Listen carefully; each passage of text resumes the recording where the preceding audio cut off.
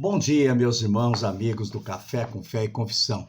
Pastor Beto Fernandes entrando na sua casa, sentando na sua mesa com você, no seu carro, ao seu lado, no seu trabalho, onde você for ouvir esse Café com Fé. E nós estamos falando de uma vida acima, experimentando uma vida elevada, e nós terminamos falando a respeito de José. E vamos continuar falando que José teve Manassés, que significa esquecer. Efraim significa ser frutífero, futuro. Amém? Aleluia. Então nós devemos esquecer para darmos frutos. Uma das coisas mais incríveis sobre José foi o papel que ele exerceu na vida dos parentes que o traíram. Sabe, irmãos, quantos parentes nos traíram? Até irmãos da fé, que são parentes, não é verdade? Nos traíram. Amém?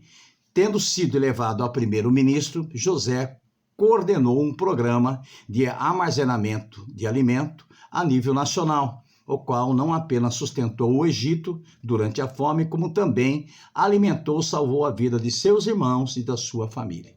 Esteja pronto para socorrer aqueles que te traíram, aqueles que te traem, aqueles que falam mal de você, aqueles que te maldizem pelas suas costas, aquele que come na tua mesa, mas gospe no prato que come. Aleluia! Com sua posição de autoridade, José poderia ter ordenado que todos seus irmãos fossem mortos em retribuição pelo que haviam lhe feito, mas ele demonstrou grande misericórdia em vez disso. Sabe, irmãos, às vezes dá vontade mesmo. Deixa pra lá, não quero mais saber desse. Sabe de uma coisa? Ele que se lasque, ele que se vire. Mas a Bíblia nos ensina a demonstrar misericórdia.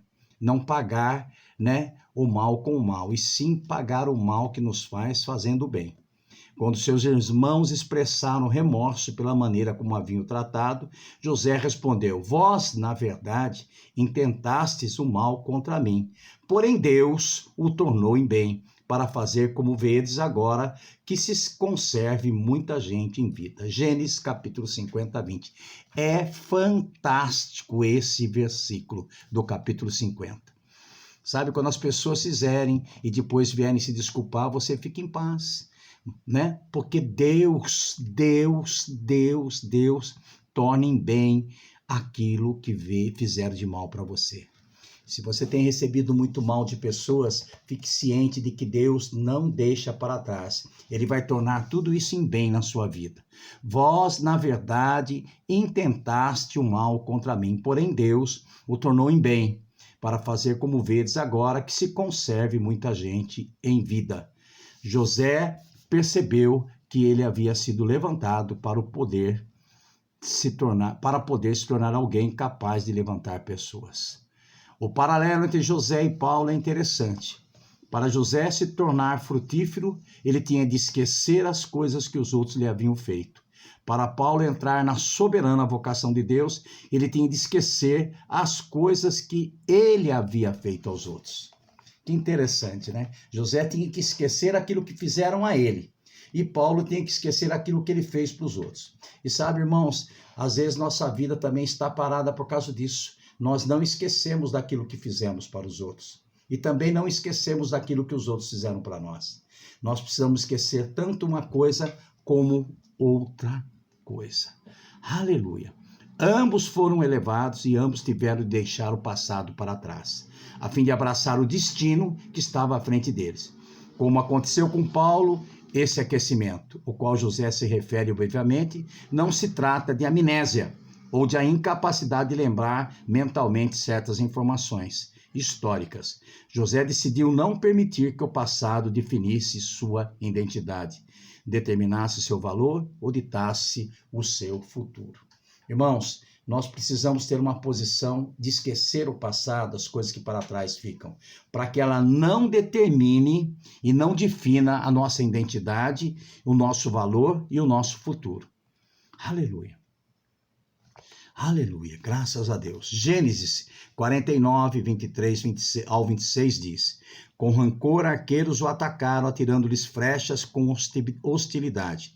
Mas o seu arco permaneceu firme e os seus braços fortes, ágeis para atirar pela mão do poderoso de Jacó, pelo nome de pastor, a rocha de Israel, pelo Deus do seu pai, que ajuda você e, aleluia, o Todo-Poderoso que o abençoa com as bênçãos dos altos céus, bênçãos das profundas bênçãos de fertilidade e da fartura.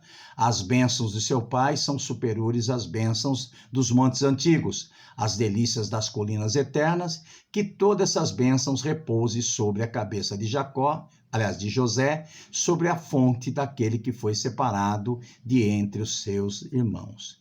Esta passagem, ela nos ensina que José foi poderosamente abençoado. Ele experimentou uma vida elevada, mas isso não foi tão fácil, né? As pessoas foram gentis com ele? Elas não foram. As circunstâncias sempre lhes foram favoráveis? Elas não foram. As pessoas sempre trataram de forma justa? Elas não o fizeram. As coisas sempre aconteceram rapidamente na vida dele? Isso não aconteceu. As pessoas sempre diziam a verdade ao seu respeito? Elas não o fizeram. As pessoas lembravam dele e demonstravam apreço por ele? Elas não fizeram isso.